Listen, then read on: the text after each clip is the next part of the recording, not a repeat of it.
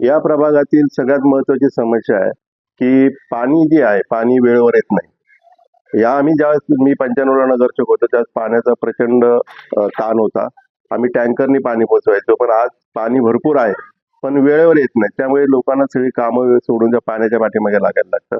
आणि त्यामुळे आमचं पहिलं काम असणार की पाणी हे एकाच वेळेस म्हणजे नळ जो वेळ असला पण त्या वेळेला नळ चालू केले की पाणी आलं पाहिजे, अशा प्रकारची परिस्थिती आम्ही इथे करणार आहे. अनेक ठिकाणचे जे काही रस्ते वगैरे आहेत ते रस्ते खराब अवस्थेमध्ये आहेत. उदाहरणार्थ आपला गुरुनानक शाळेपासून तर पाठीमागे सेंटर पार्क, इकडे विमे संस्थानाच्या घरापासून ते डॉक्टर बाबासाहेब आंबेडकर चौक इथपर्यंतचा रस्ता बनलाच पाहिजे. तो आम्ही बनवण्याचा प्रयत्न करू.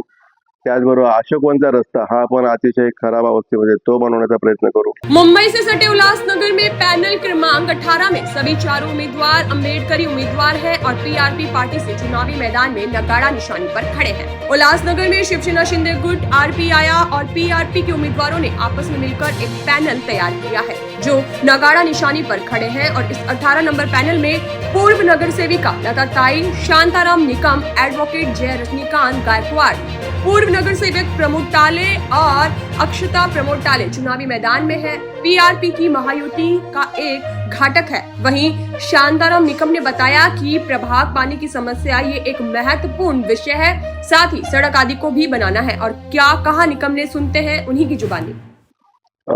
प्रभाग क्रमांक 18 उल्हासनगर महानगरपालिकेचा, त्यामध्ये आम्ही पीआरपीच्या पॅनलमध्ये उभा आहोत. परंतु पीआरपीचं जे पॅनल बनलेलं आहे त्यामध्ये आरपीआय आठवले गटाचं आम्ही त्यांच्याकडनं निवडणूक लढवतोय. एक टीओके कडनं आमच्यामध्ये आलेले आहे आणि 2 पीआरपीचे उमेदवार, म्हणजे असे 4 उमेदवार हे पीआरपीच्या एबी फॉर्मवर आहेत आणि त्यामुळे एक निशाणी आम्हाला मिळालेली आहे. आमची निशाणी नगारा आहे. ही निशाणी एक मिळण्यासाठी आम्ही सगळे एबी फॉर्म हा पीआरपीचा लावलेला आहे. आज जर परिस्थिती पाहिली तर वार्डामध्ये प्रचंड प्रतिसाद आपल्याला मिळतोय. मी 2 वेळा नगरसेवक होतो. माझी पत्नी लता शांताराम निकम एकदा नगरसेवक होते. प्रमोद ताले हे 3 वेळा नगरसेवक होते. तर त्याचबरोबर ॲडव्होकेट जय गायकवाड हा एक उमदा तरुण आमच्या सोबत आहे. प्रमोद ताले यांची मुलगी ही एक ॲक्टर आहे आणि अतिशय संवेदनशील अशी मुलगी आहे. त्यामुळे हे जे पॅनल आहे, आमच्या पॅनलमध्ये लोकांमध्ये कौतुकाचा विषय झालेला आणि जास्तीत जास्त संख्येने जास्तीत जास्त मतांनी लोक आम्हाला निवडून देतील. मागच्या वेळेस वैयक्तिक बोलायचं म्हटलं तर लता शांताराम निकम या अपक्ष ठरल्या. 1915 मतं त्यांना मिळाले आणि समोरचे जे उमेदवार होते काँग्रेसचे त्यांना 2055 मतं मिळाले. फक्त 155 मतांचा फरक पडलेला होता. कारण त्यावेळेस शिवसेना विरोधात होती. आज असं नाही, आज शिवसेना सोबत आहे आणि त्यामुळे शिवसेनेचे 1700 मतं आणि आमचे 1915 आणि त्यानंतर आम्ही जे काही काम केलं वार्डामध्ये, लोकांच्या सुखदुःखामध्ये धावून जातो किंवा लोकांच्या काय अडीअडचणी असतील त्या आम्ही सोडवण्याचा सतत प्रयत्न करतो. आणि त्यामुळे आज आणि त्या तालेंची जी काही ताकद आहे, ॲडव्होकेट जय गायकवाडची ताकद, ही सगळी ताकद एक झालेली आहे. यामध्ये पीओके सोबत आहे, पीआरपी सोबत आहे, नंतर आनंदराज सेना सोबत आहे. म्हणजे असे वेगवेगळ्या 6 प्रकारचे पक्ष आमच्या सोबत असल्यामुळे त्यांची सगळी जी ताकद आहे ती मोठी ताकद झाली आणि अतिशय चांगल्या प्रकारचं पॅनल हे झालेलं आहे.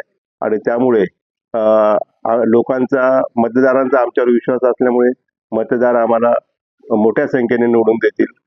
समोरच्या लोकांनी एक कुटील डाव केलेला आहे की आमच्या विरोधामध्ये त्यांनी अपक्ष वगैरे असे उमेदवार उभे केले ते यासाठी की आमची मतं खातील. परंतु जनता समजदार आहे, मतदार समजदार आहे, त्यामुळे असा प्रकार होणार नाही. जे मागच्या वेळेस झालं, त्यांनी मागच्या वेळेस पण हा प्रकार केलेला, आज असं होणार नाही.